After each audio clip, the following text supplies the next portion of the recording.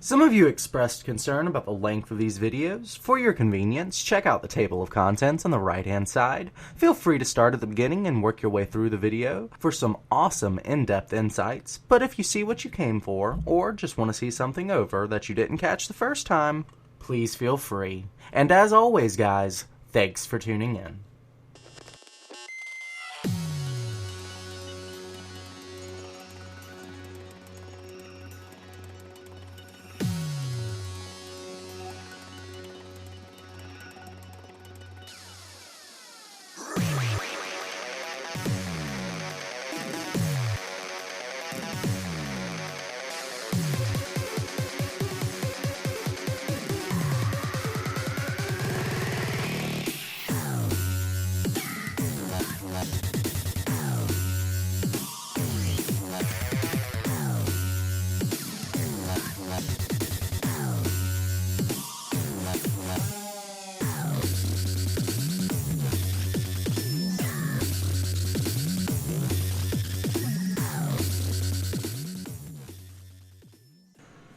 Hey guys, this is Shaft of the Clinic Casting Crew. Welcome to another episode of Crash Course, where we go through a certain build order or certain timings or certain expansion styles, looking at, the more educational side of things. Today we're going to be looking at a modern day Mutaling. Mutaling is a style that was particularly powerful in Brood War, and players have been experimenting with it, Wings of Liberty, Heart of the Swarm. It's kind of been a go-to style at different points in the metagame.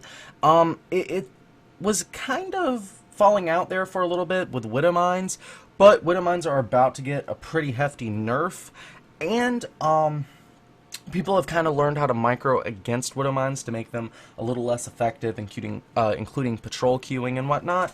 So players are switching back into this style, especially since Hellbats have been nerfed as well. And it's really, really viable, but certain players are doing it better than others. Let's take a look at Mutaling real quick. Just theoretically, it's a very mobile, fast, high amounts of damage, glass cannon style, but the movement speed is insane. So basically, every time your opponent moves out, they present weaknesses. So if they're not at home defending all angles at once, you can attack them and do damage. Otherwise, you can get in, get out really quickly. Ling Run-By is very popular, flying Mutalisks into different bases, forcing missile turrets, which delays your opponent, that sort of thing. So all in all, Mutaling is a containment style that allows you to get up high upgrades and get to a super, super late game on a very high economy. Well, when doing Mutaling, a couple of things have changed here in Heart of the Swarm, because Mutalisks now have regeneration, which means they can be a lot more annoying, do a lot more harassment than previously. Because previously, missile turret bruises one, it's pretty much out of the game for like 10 minutes till it regenerates. That's no longer the case. So, there's give and takes here in the Mutaling. There's also Marines, which can basically melt Mutalisks, so you need Banelings and whatnot, but the Widow Mines do really well versus that. It kind of becomes a game of give or take. So what we want to look at is how to stay safe while getting to that Mutaling. Certain timing pushes hit right before the mutas would pop out, therefore basically killing the Zerg. So how does this is actually going to be LiquidTLO handle that? Does he position his queens a certain way? Does he build a spine crawler? Does he make extra length? We'll be looking at a lot of that. So how does he stay alive while getting the Mutalisks? How does he employ the Mutalisks? Does he delay his upgrades for extra mutas?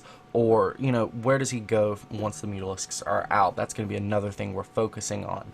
So we're going to be watching 3 games today. The first one we're going to watch is going to be on Belshir Vestige. I wanted you to take a look really quick here at this this chart I made in Photoshop. Looks like our scene switcher is not responding. Hold on. Okay, sorry about that. I think I switched to the wrong scene for a moment, but that's okay. That was a picture of me and my little brother, if you saw it. Okay, so yeah, Photoshop. this is going to be the standard opener. This is the Belshir Vestige game. These are 4 different timings that I've noted that are pretty important and we're going to want to take a look at. In particular, 3 minutes and 15 seconds here on the Belshir Vestige game. We're going to look at the drone count and compare it across the board. This is going to be a hatch first opener. Where we actually do have a pool first opener build, so we wanted to compare the drone count at this point. You can see that we've got 17 drones in pool first and the standard opener. Well, this Neoplanet S all in, he only has 15. There's going to be a reason for that, and we'll get into it. But just take a look. You know, you've got at 5.5 minutes, you're at 25 plus 6 drones, 6 on the way, and then 6 minutes 34 and 13:30, you're at 55. You can directly compare that to the Terran's SCVs, and we're going to be referencing this this chart quite a bit throughout this. But without any further ado, we're going to go ahead and hop right on into this game. So, all right, pulling up the production tab now. Let's just go ahead and get here to the build order. We can fast forward this a little bit. As you can see, this is going to be LiquidTLO versus Empire Happy, 2 very, very amazing players. Happy on a team with like Kaz and a couple of other really good Terrans, so lots of good influences there. You can see he's going for Refinery. We've got the hatch first going down for TLO. It's going to be a 15 hatch, 15 pool build. He's actually going to take 2 gases in his main at 5 minutes rather than getting this this gas here early. This actually makes him a little bit weak to things like Reapers or Hellions. So let's slow this down now that the Reaper's out and just take a look at how he deals with that. Yeah, here we go. Reaper's coming in. He spots no drones here at the mineral line. So you can see that TLO is rallying everything to the main. That's part of how he's going to deal with the Reaper. You look, he's even oversaturated here in the main, but he's still going to rally there because this Reaper. So he's microing this drone around, trying to sneak it past, and Reaper's just poking in, seeing what's going on, getting a timing on that that gas. You could actually see him click that. That was pretty important because he's really, really, really interested in this gas. Check this out. You see this red circle that's going to go around the gas, or actually it's blue. But yeah, that was Happy. So he wanted to just double check, make sure that that was, yeah. So anyways, we've got a surround here on the Reaper. He completely defeats the Reaper by microing his drones super well. There was a lot going on that geyser. So he pulls these the minerals. He pulls these 3 off minerals. I'll show you that one more time. I think I said it was Happy clicking on that geyser. I'm sorry. I meant to say that was TLO. Watch one more time. Okay, so basically, TLO sees that this drone is being targeted. He pulls it away so that the Reaper comes closer. Now he's going to zone the Reaper, who's repositioned. Happy knows not to chase too deep into that mineral line, but the Lings are coming in from behind, and the drones are positioning on the flanks. You can see the Reaper is being right-clicked right here. But watch what happens to TLO's drones. He's going to right-click here, which is going to cause it to resource walk. And he's going to be able to get us around here on the Reaper. Watch. See how these are kind of there? You're going to watch this circle. One more time in case you didn't see it. This is huge. I'm not going to click anything. You see the right-clicking? That's the Lings coming in. Boom. And then he grabs Lings again, right-clicks, and you get the surround. You see that? He does it with the drones, then the Lings. And that's just allowing him to position. If he had right-clicked the Reaper, he would have just gone up to the Reaper and they would have positioned themselves, blocked each other out because of the tight corners. By right-clicking behind the Reaper, his units are going to move past the Reaper and get better surrounds. So this is a micro trick that's going to allow him to be super greedy. Not taking these gases means he's going to get a hell of a lot more drones out. So he's got 2 queens coming out. That's pretty important to note. And he's going to reproduce them. notice that this queen injects and then is coming down here. Okay? This queen injects and then is coming down here. It looks like these two will be creep slaves. The next two will be the injectors. So he's just, you know, setting up. Here's 5 minutes. 2 gases being taken. And we should get ling speed about 6 minutes. Alright, so basically when you see a Reaper opening, you know that he's going to either switch into Marine Widow Mines, Marine Tank, a lot less likely, or he may go for Banshees. So that's going to be what's on TLO's mind right now here. But he's fully expecting Hellions if there's Banshees or if there's Widow Mines. So what he's going to want to do is to zone with his queens, these 2 queens up here, put some evolution chambers here, or maybe one here, one there, and a spine crawler. Just kind of defend this. Now, it looks like he's going to go take his 3rd, no problem. But he's going to defend this position because the 3rd won't be droned for a while. Hellions don't really hurt buildings. But drones, super, super important. So he's going to want to wall this off. There's the spine crawler. And here in just a second, he'll make the evolution chambers. It should be about 245. Yep, there's evolution chambers. And what he'll do is position queens in this area with ling support, and that should block the Hellions or at least deter them. He's going to want to spread some creep while all this is happening. You can see the Hellions arriving. The Hellions should arrive about 7 minutes. So 6:30 to 6:45, you're setting up for it. Take a look real quick. We've actually got you know, pretty good drone count here for our Zerg player, 34 to 25 SCVs. So we're just going to watch how the Hellions play out. We see the queens are in position. Boom. Perfect so far. He just wants to keep these queens in position, keep the Hellions off his rear. And Hellions are just going to keep poking, stop creep spread. Looks like he was able to kill off an Overlord. I believe that was a scouting Overlord. And the queens are basically just kind of baited out. The Hellions trying to pull them further away from this ramp. And boom. This is a huge mistake by TLO. Huge mistake. He allowed those queens to be baited forward, and he didn't pull them back to the top of the ramp, or better, here. Because don't forget, there's also this entrance to the base and this entrance to the base, and he didn't always know where the Hellions were. He saw them coming up this way, they went into the fog, and came out this way. So they could have been going around here, but he still wouldn't have been ready for it. Keeping these queens in position is super, super important. So I want you to see just how much damage he's going to take. Right now, he is at 44 workers to 31 workers. Take a look at this chart right here. You know, that's at 6 minutes, he was at 34 to 23. He's going to be at 55 drones at 1330. So basically, he's not going to go up very many drones. He's going to lose a lot here. And the Neoplanet S all-in, he's at 68. In JaeDong's game, sorry. JaeDong's at 76 drones. So he's going to be super, super behind if he takes too much damage here. Drones get pulled off the line and are going to chase Hellions. They're going to line up perfectly here. Look at this. This is not good positioning on drones, but he really didn't have any other options. Queen's a little bit slow. Those bases are not connected. So he's basically sacrificing his main. He clears up after losing a lot. 10 workers lost. So now that I've shown you,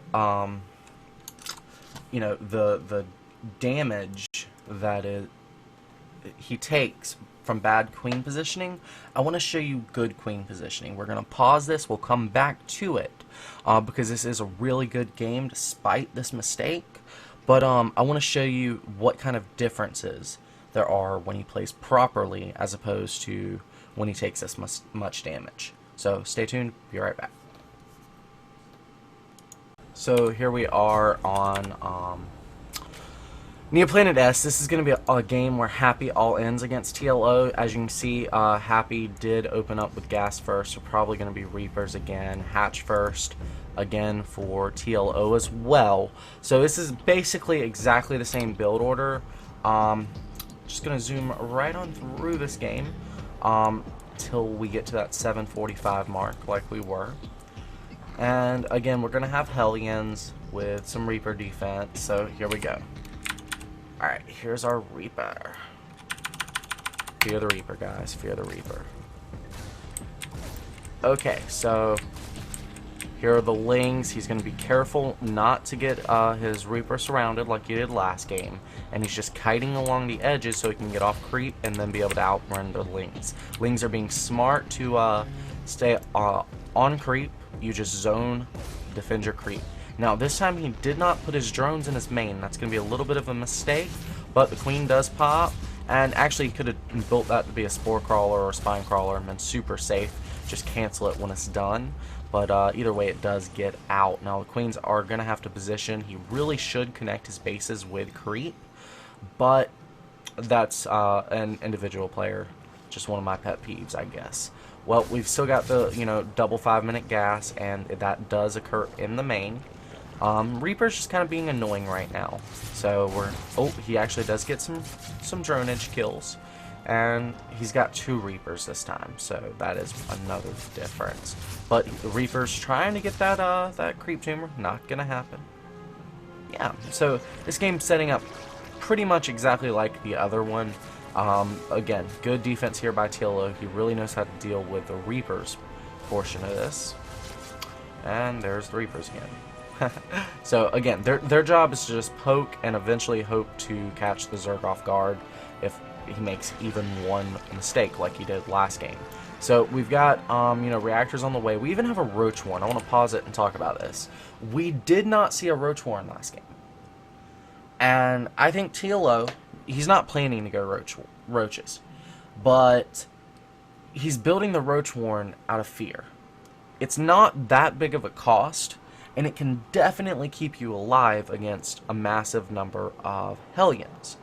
So to build the Roach Warren, just around 6.5 minutes. He's doing it at 6:20 here, and he started at 14 seconds ago, so he built it at 6:06.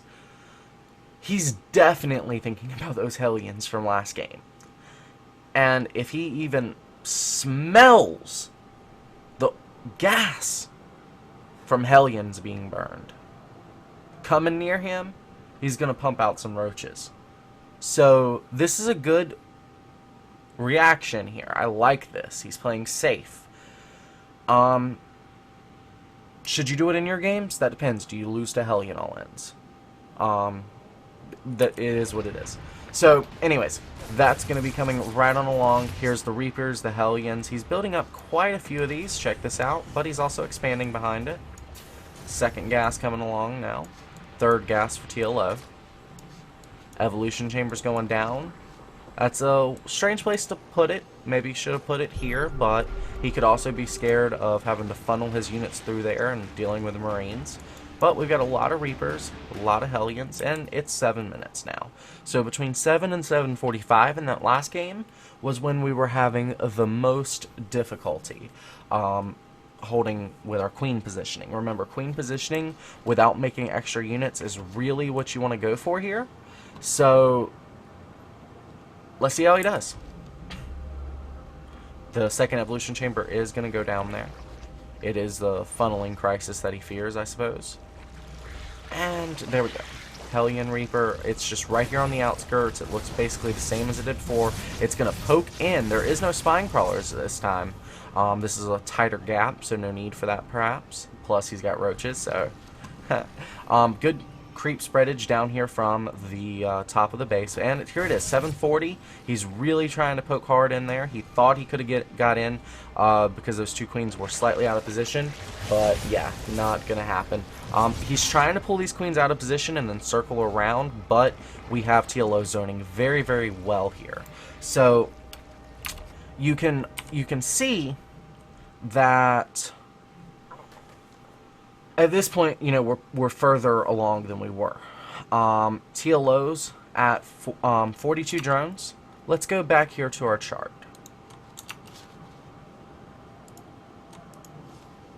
Okay, so in our Neoplanet S all-in, at 6 minutes, we're at 33 plus 2 drones. In our standard opener, we were at 34. So he's tit for tat. His opponent's at the exact same SCV count. Everything's even here. There's a 13 drone difference come 13:30. In this game, he lost 10. So the drones start to stack up really, really hard. And remember, this is an all-in. So he sees Happy all-inning him. So he's cutting drones to deal with that all-in. You see my point? So he could have been way, way, way higher than this in a normal game. This is hugely devastating. Those 10 drones, just by unpositioning his queens. Alright, back to our game here. Alright, cool. So, Spire goes down at 8 minutes.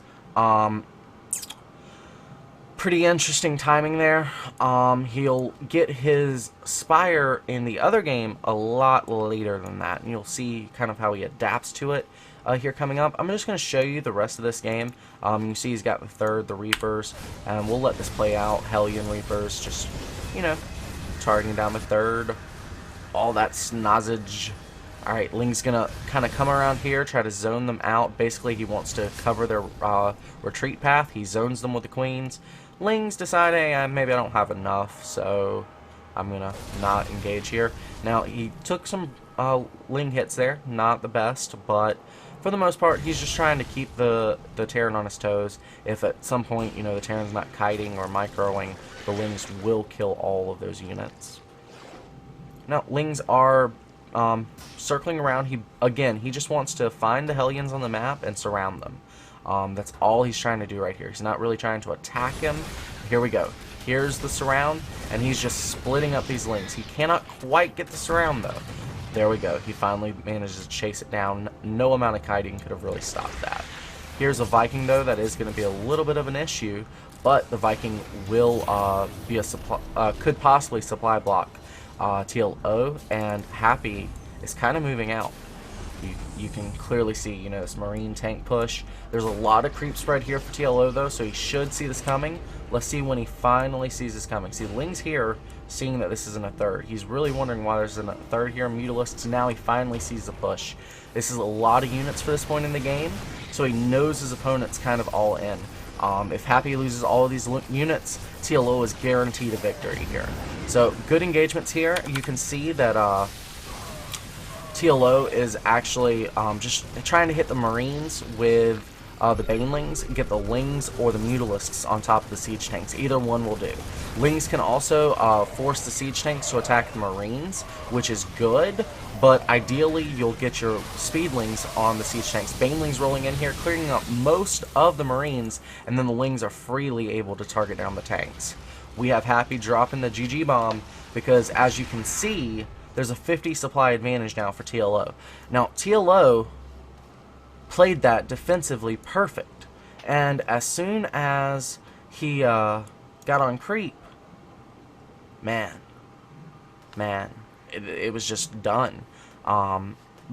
Basically, by having creep spread as far out as he did, TLO was able to keep that alive. So when you're doing a Mutaling style, you need good creep spread. You need to stay on top of your injects, because Lings take a hell of a lot of larvae. You are going to need to have some really good positioning as far as your army goes, because Mutalisks should be targeting down tanks if they have them, or avoiding Widow Mines. Your Lings should be forcing the tanks or the Widow Mines to be firing onto the Marines, and targeting down Widow Mines or tanks, whichever they have. You'll want Overseers against Widow Mines in every control group, like 2 or 3 of them. Don't be stingy. Trust me. Widow Mines are a pain in the ass. And if you can, learn how to patrol queue. I've got VODs on my YouTube to check those out if you want to learn how to do that. I believe it's the advanced micro tutorial. That's YouTube. Just search Clanic Casting Crew. That's Clan EAT. But either way, you know, this game is over, so we're going to go back to Belshir Vestige and see how TLO plays that game out when he's clearly taken a disadvantage. How does he get back into it? Stay tuned. Alright, so we're back at the Belshir Vestige game, and this is just before the Hellions actually run barging into the Zerg base. I want to point out a couple of things, because I was kind of doing a play-by-play before. We've got the Spine Crawler positioned here. The Spine Crawler is laid down at 6.5 minutes, which is a great timing for that. This is also the approximate timing that he drops his hatchery. It's been, well, that was probably like 6:25, so, you know, somewhere around 6.5 minutes. He's going to follow this up with evolution chambers, as we mentioned, and try to wall off. But up to this point, he's been pretty much doing nothing but droning. You know, he doesn't have the watchtowers, hasn't even tried to contest them. There's not really any lings out on the map. We can take a look at the units tab. There's 4 lings. If you actually want to see them, they're right here. See? They're kind of part of this wall off. These are defensive, perfectly fine. But other than that, you know, he's been droning. So he's at 35 drones right now, and he's going to get higher. Watch. Watch what he'll finally reach before the Hellions come in, because ideally he's going to drone until this first Hellion attack. Ideally, I feel like this is too loud. Sounds way too loud in my ears, at least. Okay, so he's gonna drone until the first Hellion attack. He doesn't want to stop droning and make lings before the first Hellion attack, because that's gonna hurt him economically, and he'll be behind, excuse me, his Terran opponent. Instead, he wants to get a pretty easy lead, which he can do by defending this Hellion attack without using lings, without using ling speed, using only building placement, a spine crawler, and queens that he's going to need anyway for creep spread and injects. So he's playing a gambit. This is a gimmick. It works really, really well if you can pull it off. You have to zone this area. Lings, queens. Defend this. He's not going to do that, and he's going to react.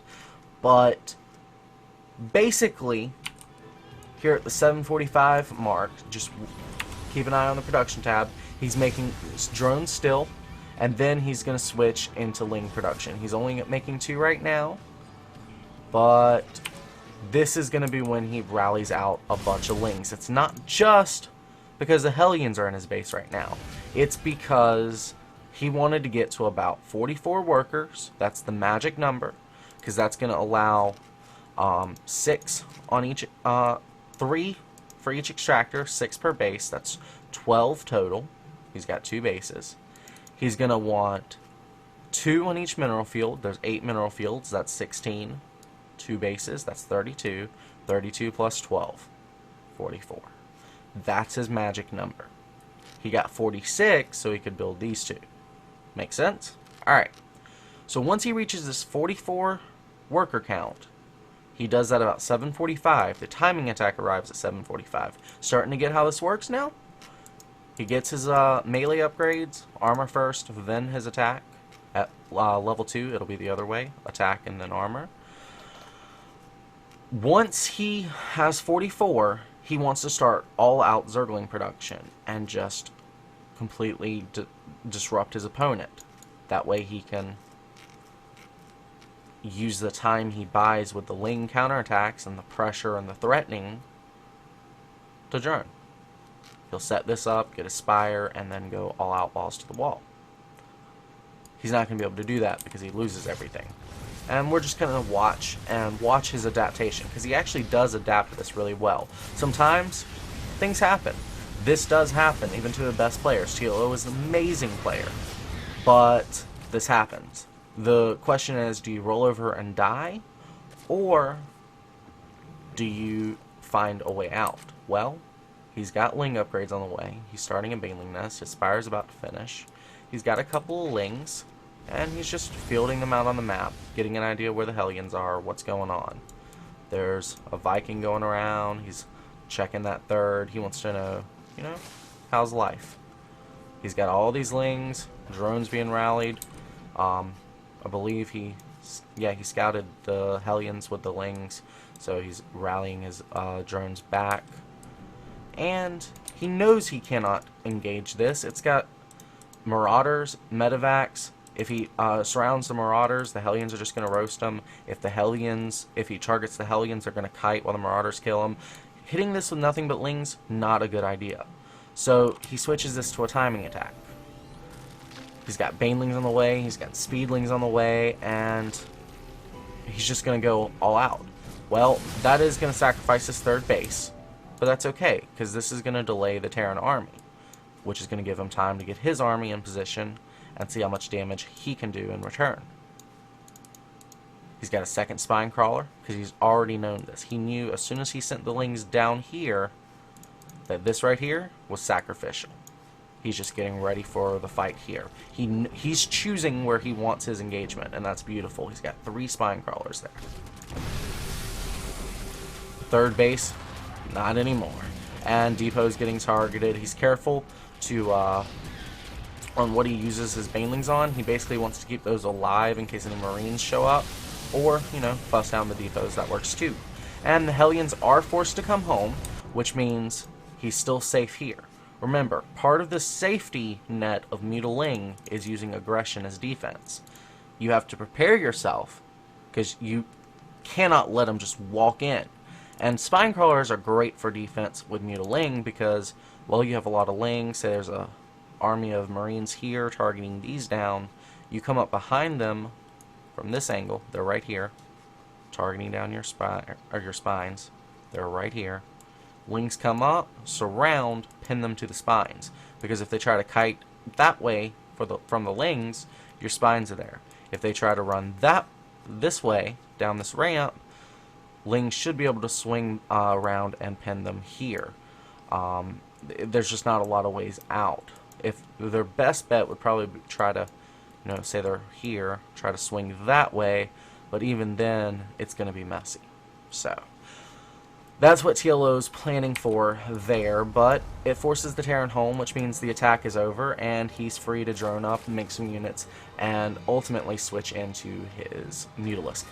The next big timing is 1330. That's just timing Flash actually uses for a big Marine 2-2 stem timing. So I use that as a benchmark just to compare economies and army counts. And we're going to be reaching that point here in just a second. You can see the 2-2 upgrades are on the way, +1 flying attacks. You've got, you know, concussive shells. You've got infantry level 2 and attack level 2 for our Terran. See, these Spine Crawlers are coming now to the 3rd because he knows that's going to be a first attacking point for the Terran. He wants to be careful not to leave this too open, but right now he feels comfortable with the small amount of Lings and Banelings. And now he sees the Hellions because of the creep. Well, there's the Spine Crawlers. Perfect. So again, keeping his units in more of a central location where they can keep things alive. But here we are. We are past 1330. Let's head back.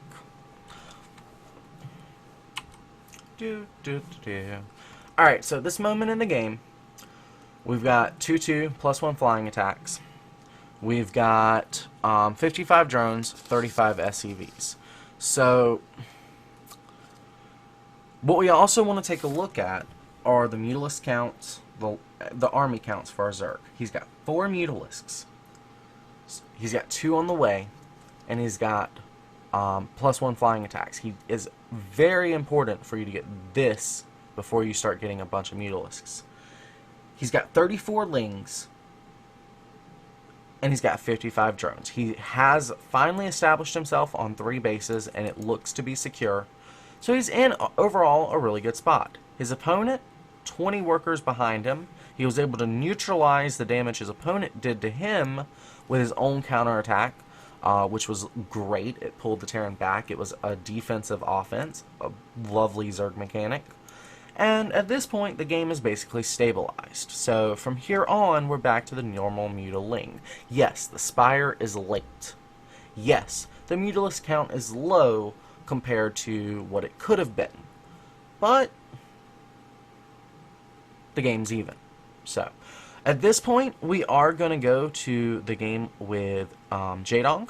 and watch his style of Mutaling and how he's going to commit his gas in a lot of strange places. And we kind of want to see, A, that there's different aspects to Mutaling. You can use them in different ways. But we also want to discuss decision making. So I'll see you on the next part. Okay, so there's a little bit I want to talk about before we get into this game. Mostly that JaeDong is going to open up pull first. We'll discuss the reasons why in a second.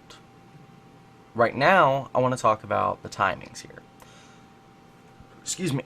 If you're going pull first, your queen's going to be earlier. So you're going to get an inject cycle at about 30 seconds or so ahead of schedule. Now, your opponent's going to get 2 queens earlier. Or not your opponent, but the alternate, like hatch first, will get a second queen earlier. So it's going to get to the double injects. But it's okay. In the end, the numbers end up working out. I'd say hatch first is maybe like 2 or 3 drones, or 2 or 3 larvae ahead. I don't know if that's specifically true, like the exact details, but I can tell you it's close enough. What pull first does give you an advantage in is it's super, super, super safe. If your opponent all-ends you, then you are going to be able to, get lings out in time to hold it. Say, it's a double barracks proxy or something like that. Alright, so with that mentality, let's compare this to our standard opener. We've got 17 drones, 15 SCVs across the board. That's great. At 5.5 minutes, it's going to be 25 plus 6 drones for the standard opener, and it's going to be 7 drones behind for our pull first opener. You can already see that having that second queen with the ability to inject on the second hatchery is playing a bit of a role here. But both players are 22 plus 1, 16. Both players are behind on SCVs. Now, one other thing that this pull first did, they did get a gas, so that's also going to set them behind on drones. That means, 1 less drone because of the extractor, less mineral income, which drones don't cost gas, so the mineral income is very, very important. At 6 minutes, huge lead here for the standard opener. 34 drones to 20 plus 4, so a 10 drone lead. And here by 13:30, for some reason, we have 76 drones. And we'll talk about that. But what you need to know about this opener is it's really, really, really safe. You're gonna be behind if your opponent does not try to all-in you. So, with that stated, let's get into the Starcraft game. Alright, so we're gonna speed this up just a little bit. Okay, so here we go. We have JaeDong here on the bottom left-hand side. Why would he be so scared to have to go pull first? Well, check it out. There's a really wide open natural here. A really wide open third here. It's got 2, 3 different ways in. And then your natural, this path connects to the third. And this ramp, basically, you can get Hellions up here and here. There's a lot of places like here, here, here, here, that you can hide proxies. In fact, JaeDong is so terrified that he's got overlords in defensive positions. Normally, at this point in the game, you're sending overlords scouting your opponent around in here. He isn't. So you have to ask yourself why. And just, it's obvious. He's scared of proxies. He's scared of a lot of bad, terrible things that could be coming out. So I wouldn't really condemn him for doing this. I would, however, say he needs to be aware of what he's doing. And of course, this is JaeDong. He definitely knows. So what he's going to do is launch a speedling timing attack. Now, this is a completely different build order than the one we saw, but it's still going to build that Mutaling style. And that's what we're going to want to check out. So the Reaper does show up. And again, one other reason why you might go pull first here is your fear of the Reaper, because watch how super annoying a Reaper can actually be on this particular map. This is a great map for Reapers. Alright, so Reaper's already been here for a little while. Hasn't got any kills though. And the Queen pops out, which means zoning, but lots of lost mining time. And we're still sending in drones to try to attack that. Good pullbacks though from JaeDong, and the Lings have managed to bruise it, but he's able to get down very, very easily. There's just a lot of ways into your base. There's a lot of different ways a Reaper can get in, and sometimes you'll even see Reaper all-ins on this map. So again, JaeDong smart to open pull first. That did allow earlier defensive Queen as well as the defensive Lings. We've got Calculator actually being really, really good with the Reaper Micro though.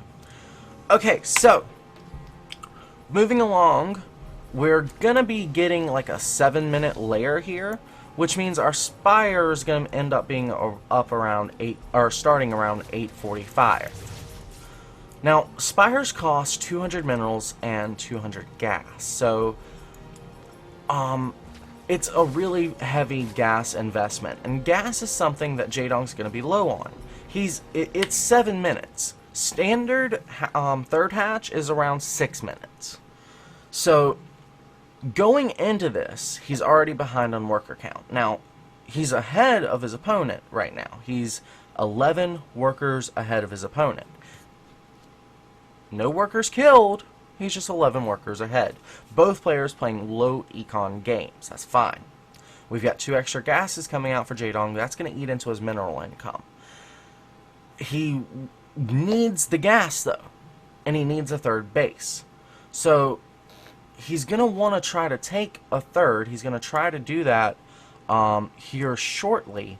But we want to watch how these Hellions prevent this. Remember, Hellion timing attacks arrive at 7 to 7.5, maybe 8 minutes. This one's going to be late because he's building them up here at home. There's also this Reaper here, and he can see the Reaper, I believe, yeah. So he knows it's not really safe to send the drone over there. So on this particular map, JaeDong's running into a lot of difficulties. Not having this third, though, is going to be a supreme difficulty. This 5th and 6th gas, huge for a Mutalisking player. And let's take a look. By the way, we do have a macro hatch here. This is going to make him safer against Hellions. Hellions are something a Zerg player has to be wary of at all times. Not necessarily that they're particularly powerful, it's just you don't want to overmake. If he can force you down a certain path, that's bad. You can actually see this drone right here was going to take a third while the Reaper was preoccupied. Didn't work, so he went ahead and built a spine crawler. Alright, so we've got the 2 evolution chambers on the way and a dead queen. So dead queen, that's never good. We've got the evolution chambers, the spine crawler blocking, yes, but I don't like the positioning of this.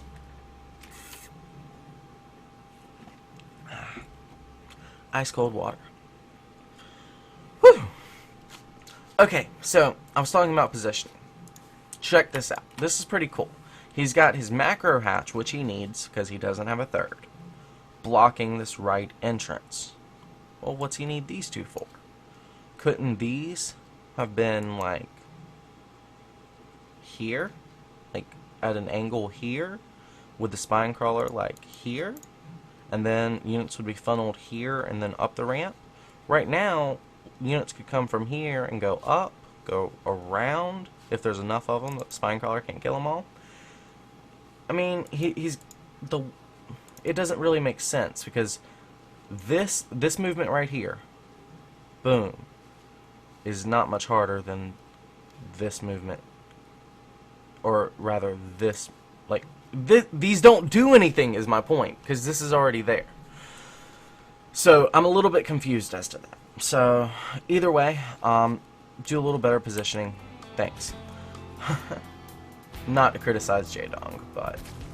Alright, so Spire's on the way. Again, this is a huge gas investment. He's got the Lings upgrades on the way as well. Here's an interesting decision.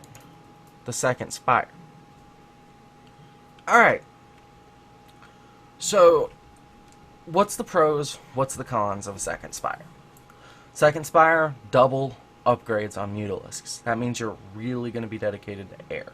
Probably going to go Broodlords. Definitely going to go a hell of a lot of Mutalisks. However, it's going to set your Mutalisks behind in two ways.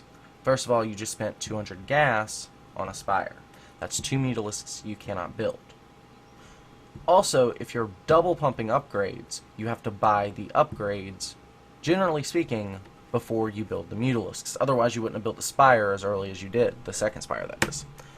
So, this is really going to delay his Mutalisks. He's obviously super terrified in the sense that he's got Overlords in position, low creep spread, no third right here at 936, and remember we said earlier that sometimes Terran players like to hit a timing attack just before Mutalisks arrive to kill off a Mutalisking player.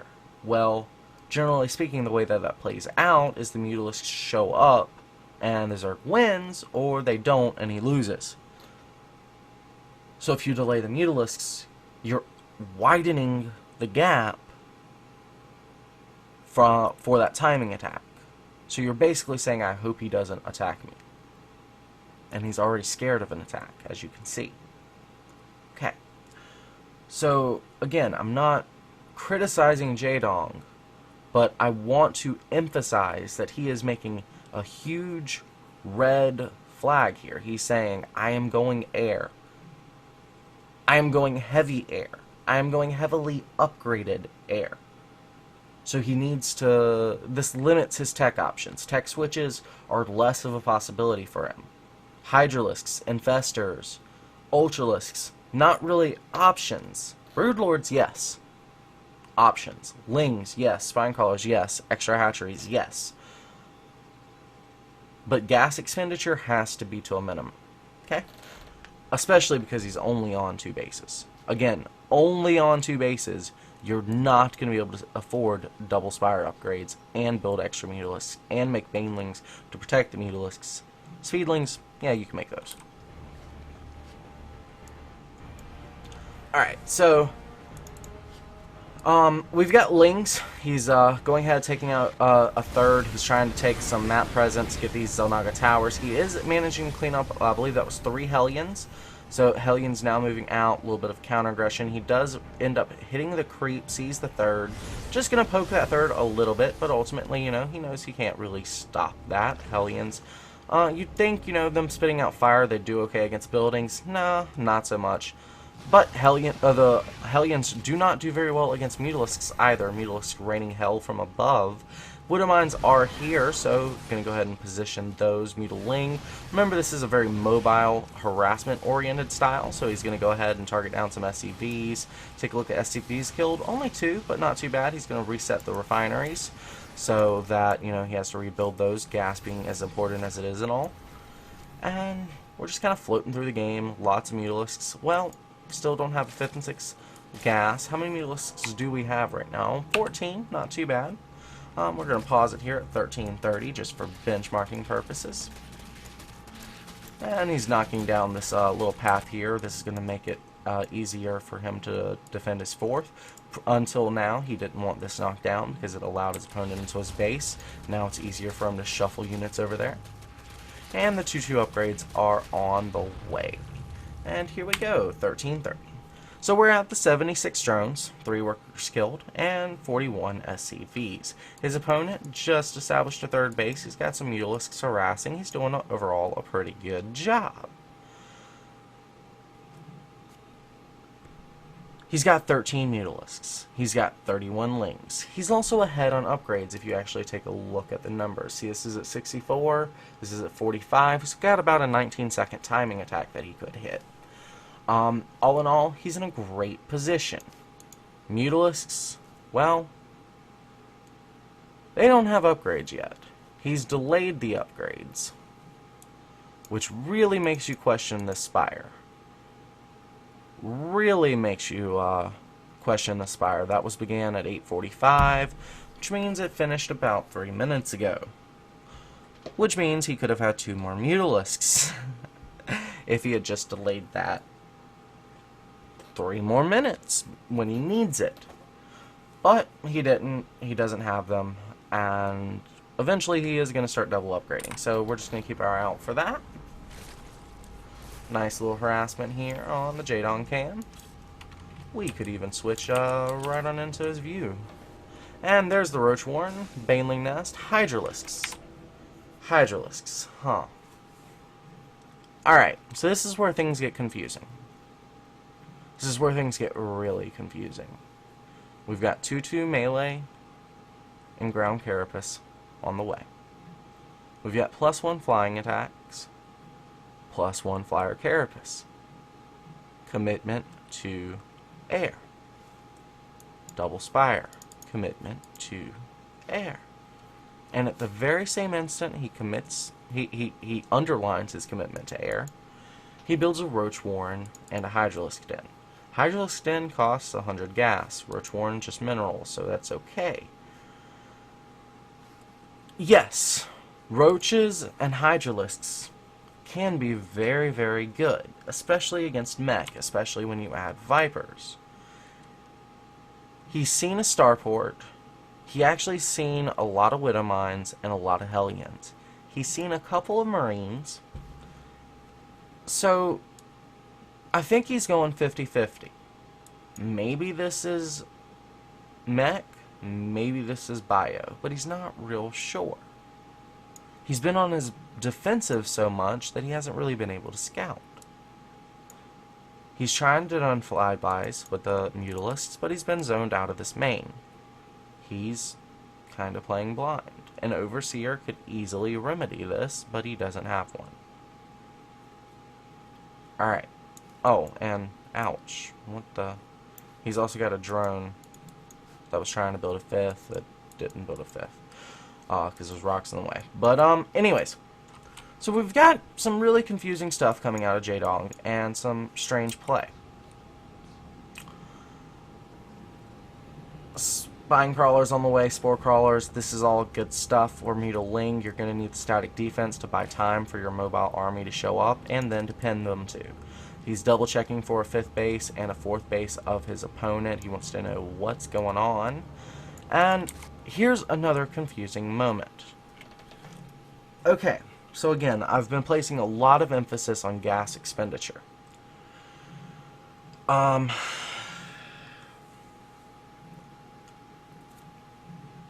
It's understandable to want Ling upgrades. That I'm completely for. It's understandable to want Baneling speed. That I'm completely for. Even Overlord speed. All good.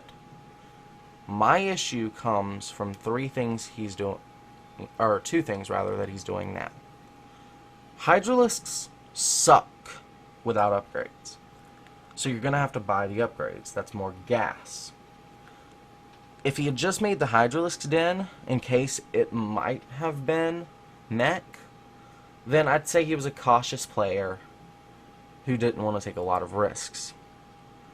The fact that he's going ahead and getting the upgrades, I'm saying that he's spreading himself way too thin. He just does not have the gas to A, pump out Mutalisks, B, pump out Mutalisk upgrades, C, pump out Ling upgrades, D, pump out Hydralisks, E, pump out Hydralisk upgrades, F, pump out Banelings, G, pump out Baneling speed, H, are you getting my point? There's too much gas being spent at one time that it becomes a detriment to the Mutalisks. And the Mutalisks, he has screamed for the last 10 minutes, I'm going Mutalisks! Which is great if you're trying to trick your opponent. But if you were trying to trick your opponent, the Roach Hydra would have been out a little bit earlier, and you wouldn't be getting these flying upgrades. So, We're talking about decision making in Mutaling here. I'm going to go out on a limb and say JaeDong was indecisive in this game. And then I'm going to underline that by saying he's switching over to Hydralisks. He's getting an Infestation Pit. Infestation Pit, okay, tier 3. I'm down with that. 3/3 upgrades, great. But the Hydras are too much. He needs to go out for the Mutalisks, get himself to the Broodlords. Or the... I mean, that's the way it needs to play out. Broodlords, because he's got so many air upgrades. Even the +3 melee attack will help Broodlords because of their Broodlings. So let's see his decision making from here. We see him flying around a little bit. You know, he's going to poke in and out here. Widowmine does take a beautiful little shot here at the Mutalisks. Overseer there. It'll have some speed soon. And the Medivacs are here. So we've got the Mutalisks flying in now. You can see the Mutalisks are targeting down Medivacs. That's pretty critical. They don't need to go head-to-head with against Marines. Watch again. Watch how quickly we have the Mutalisks melt to the Marines. Stemmed Marines are very, very bad for Mutalisks. Alright, I want to watch that one more time. There's a certain method to sending in your army when you're doing Mutaling. Your Lings are there mostly to soak up damage. Yes, they have +2 melee attack, but that's not going to do much against the Medivac. It basically nullifies Medivac's regeneration. Once you've eliminated the Medivacs with the Mutalisks, then the Lings are able to clean up the Marines, which is why you are targeting the Medivacs with your Mutalisks. Mutalisks against Marines getting healed with Medivacs, about the same as Lings. It's just not going to happen. The Medivacs have to die first. You also don't want that number to get too big, so resetting it every now and then is a great thing. So you send the Lings in at the same time as the Mutalisks. That way, while the Lings are getting killed, the Mutalisks are doing work. As soon as the Lings are dead, the Mutalisks can get out. JaeDong's timing here is way, way off.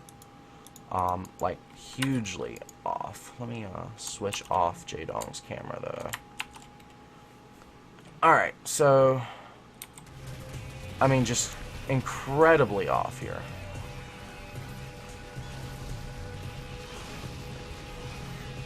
And there we go. That gets cleaned up pretty well.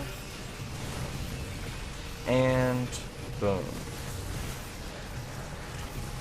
Look at that 700 ABM for JaeDong. I was a little bit concerned if maybe this wasn't JaeDong playing until I saw the crazy APM during battles, just in case people were wondering. So we've got 56 Lings on the way. We've got Hydralisks. That third did get wrecked, and the Marines are coming in here. So basically, there's not enough tech here for JaeDong to be able to stop these devastating attacks. He's being forced to resort to Banelings alone, which, yes, do the trick, but make it impossible for him to switch into higher tech. They're not very cost efficient.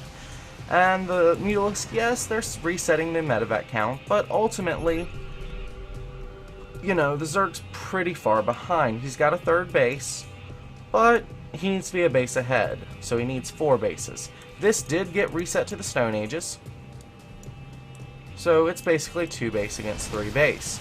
Well, this third base, kind of hurting here. We did get a Medivac kill there. It was full, and another Medivac kill, so we're targeting down those Medivacs, like we mentioned. Those are huge, and more poking here at the third. Reset that again, but Mutalisks are dying. So notice a theme. The Mutalisks keep dying before they ever reach a flock of Mutalisks. Well, that's the way Mutalisks perform best. Mutalisks have a glaive bounce. So, one Mutalisk attacking 3 Marines, well, it's not really going to kill any of the Marines. It's just going to die and bruise all 3 of them. But, if you have 10 Mutalisks against 30 Marines, That's still not going to work for you. But say it's like 10 Mutalisks against like 10 Marines. Well, the glaives are going to bounce as you're targeting down people. And basically the whole army's going to melt at once. So the bounce works to your favor the more Mutalisks you have. Also, the better your upgrades. So you want a massive number of Mutalisks really, really quickly. That's why it's huge that he got the double spire, because it lowered the number of Mutalisks. That's why it's huge that he didn't use the double spire immediately, because it lowered the number of Mutalisks. And that's why it's huge that he made the Hydralisk Den and got upgrades for it, because it lowered the number of Mutalisks. So now he's made the decision to go into Hydraling. This is another style that was very viable in Brood War. In fact, Mutaling, tech switch into Hydraling, and just back and forth, back and forth, back and forth. That's a very Brood War style. So I understand where JaeDong is coming from here. But it doesn't work in Starcraft 2. Not yet. No one's made it work. If there's anybody that can make it work, it's JaeDong. But this isn't the way to execute it. He expended way too much gas too early in the game. If he was on 5 bases when he decided to make Hydras and start upgrading Hydra upgrades and maybe even getting ranged attack, and he was mining from, you know, all 10 of those gases, cool, man, I'm down with that. But he had a really delayed 5th and 6th gas because of the 3rd, and he hasn't really been able to secure a 4th base, much less a 5th base at this stage in the game. So while tech switches are amazing, and tech switches are even better against Terran, because reactors and add-ons and stuff take forever to make and swap, and that's the only way Terrans can really do tech switches, is to put different add-ons on different buildings. The Zerg flip-flopping is amazing, and having upgrades on that flip-flop, even better. But there's a time and a place, and this early in the game was not that time. So we see JaeDong actually suffering quite a bit here. He's ahead on workers. He's even, you know, where he wants to be on bases. So right now, I would say this game, not even, slightly in the favoring the Terran, but JaeDong's not out. We're going to watch how he proceeds to lose this game. Because, again, if, you know, he was sticking to the Mutaling and doing it properly, he could have really gone a lot further. But right now, he's just spent too much gas and tech, and that tech is not being properly utilized. And here's the Banelings, again, hurting his gas. Gas is the overarching theme of this game. And he's rolling his gas right on into a Marauder, which is going to be magically healed. So he expended about 100 gas, an entire Mutalisk, on a Marauder. Don't ever let anyone tell you Marauders cannot kill Mutalisks, because they can if the Mutalisk is never made. And this game will be wrapping up here shortly. In fact, we've got Pathogen Glands on the way. Huh. Guess he's got some extra gas. Actually, he does, because he needs that 4th base to really be able to... Basically, if you're mining from 3 bases of gas, you need 4 bases of minerals. That's the way the ratios work at this level of at tier 2. At tier 3, it's a little bit different. Anyways, JaeDong will eventually actually try to switch into Ultralisks from here, which is unfortunate because, again, he's much better situated to go for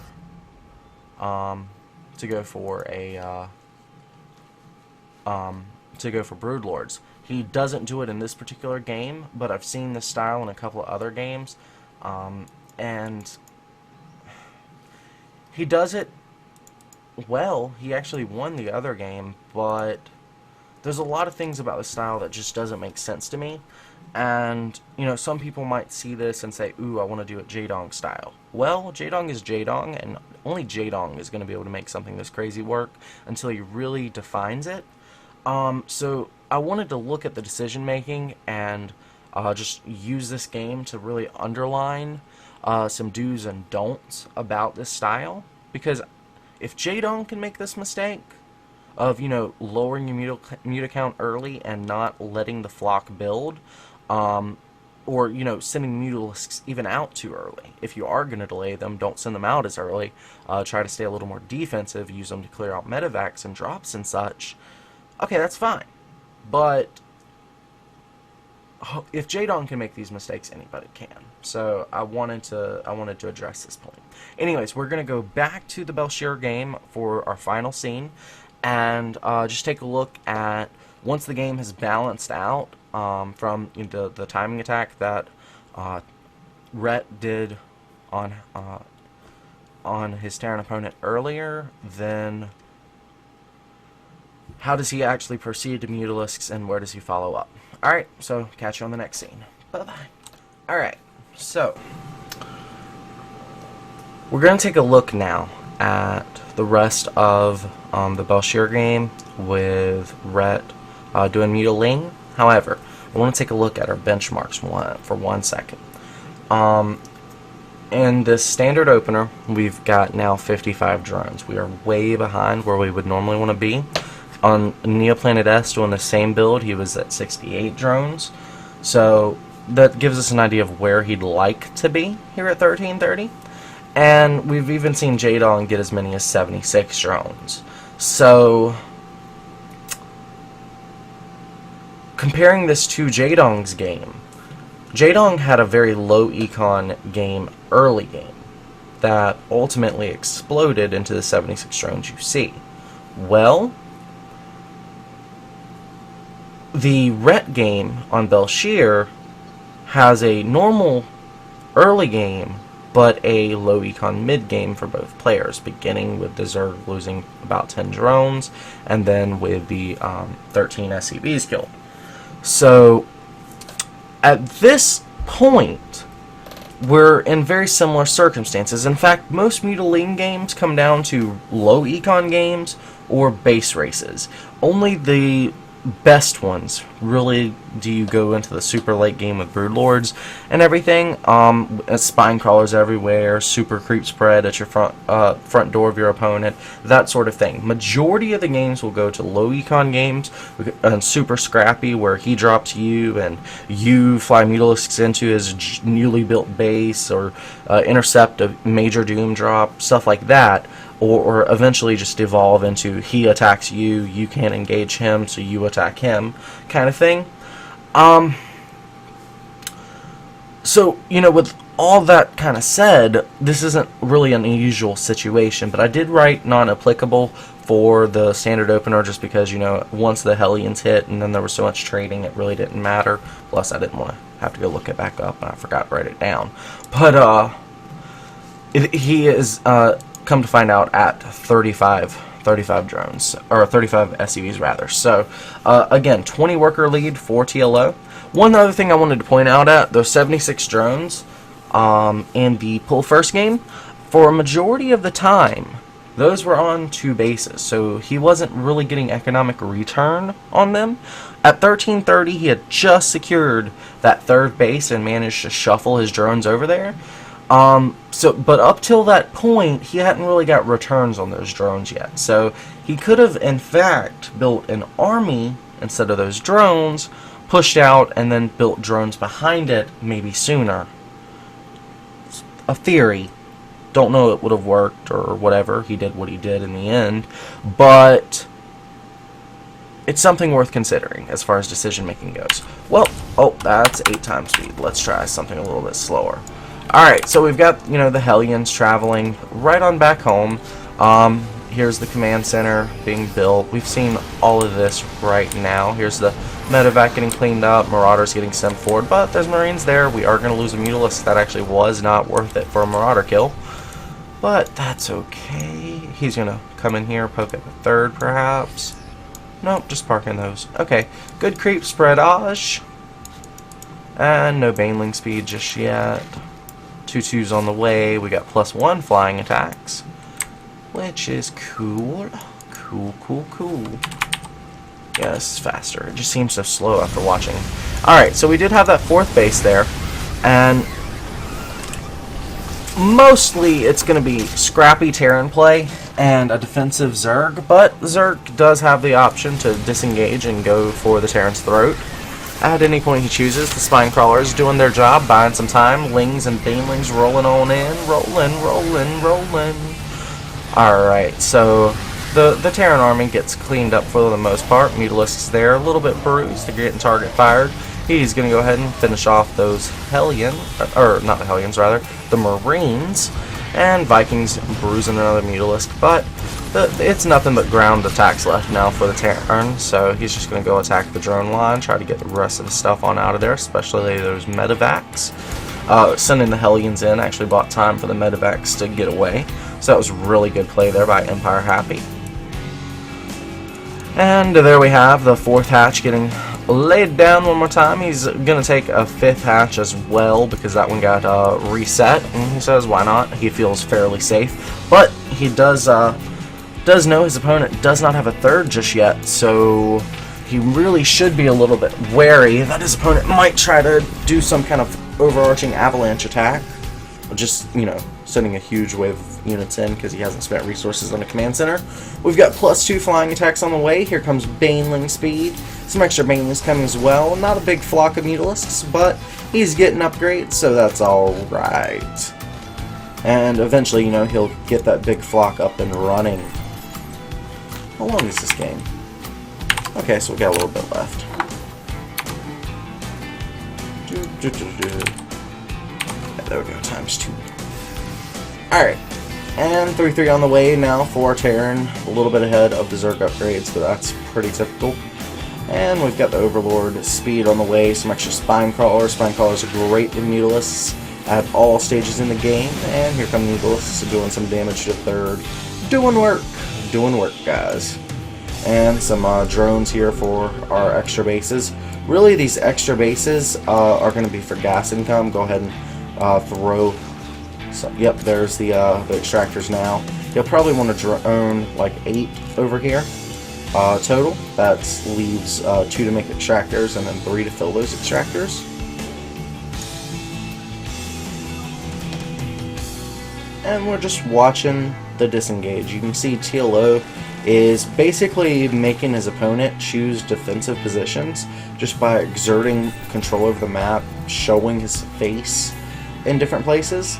And as soon as he shows up, sees the defense, he goes away, but it does force the Terran to respond. And here we go, you can see the Terran units shuffling across the minimap. Just a couple, but it's still a response. And he's going to hit from a different angle. Still units in position though. And here's a second Spire. So this is actually the proper time to build the second Spire, go for double upgrades. We've got a Hive on the way. That means he can continue making upgrades as he gets a greater Spire, which is also convenient. And there's the Banelings trying to engage on some Marines. Not going to happen. Widowmine saves the day. And just scrappy play here by both players. Nice creep spread. Really good creep spread. And, you know, we've got Lings parked at possible bases just in case we see anything. Notice how the Banelings roll in. They're trying to get engages on the Marines. Marines are kiting backwards so that the Widowmines hit the Banelings. I want to show you guys that attack one more time. Here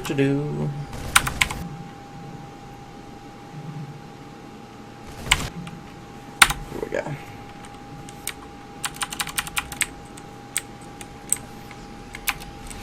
Alright, so here we go.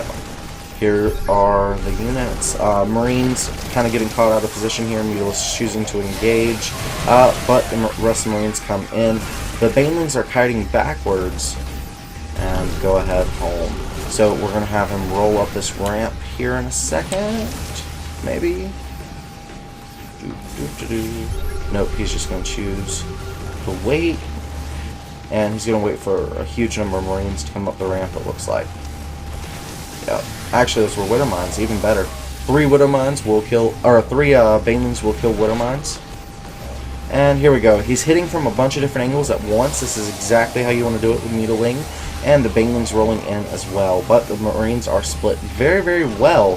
So the Marines, or the Banelings, not going to be very cost effective.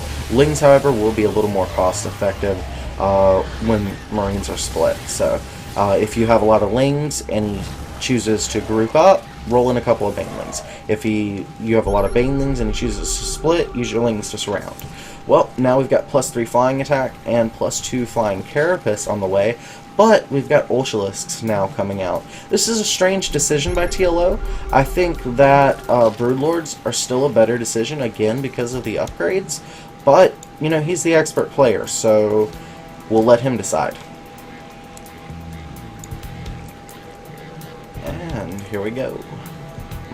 Mutalisk is basically just parking here on what would be the could be the 4th rather. He wants to know if it goes up. He's got a ling over here, or had one. Now he's got creep spread. He doesn't need a ling to make sure this isn't taken. So now that he knows his opponent's on 3 bases, he's just going to play the contain game.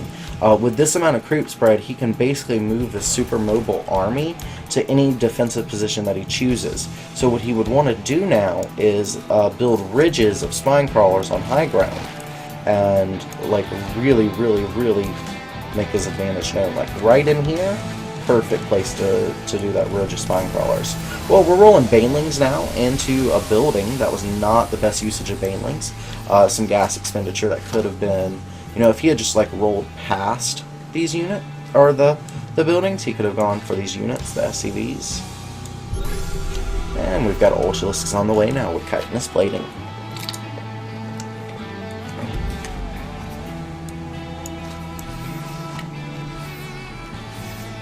Alright, so we've got basically a small clump of Marines, some Widow Mines.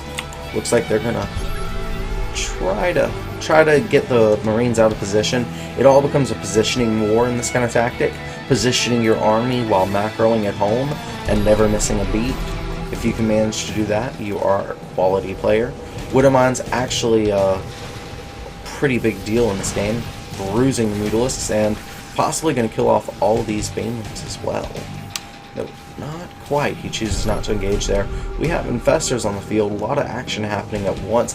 Here's some banelings, but pick up on the medevacs. See, interesting thing about this map is there's just a swinging point here for Zerg. He can hit from multiple angles, try to catch the Terran out of position, and there's even this over here, so you've really got a lot of options. You can basically make this a 2-screen attack. Just taking up 2 entire screens, and I'm zoomed out, and that's 2 screens, so.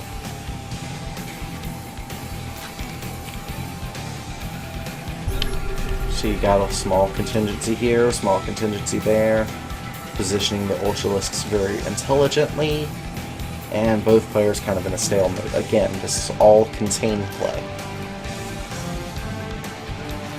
He's going to keep getting upgrades while he improves his economy. He's even taking the base of his opponent. And here we go, banelings rolling on in.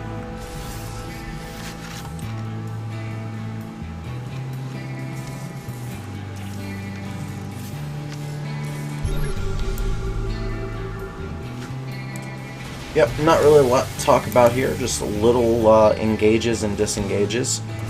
But for the most part, again, he's just containing his opponent while he sets up the spine crawler ridge. You can see he's banking up a lot of gas. He's right here at his max, but his opponent is too. Yet his opponent cannot really attack down this ramp because he can't afford to unposition his Widow Mines. Now, he's got some extra SCVs, a little bit too much supply and workers, I suppose, a lot of extra mules floating around.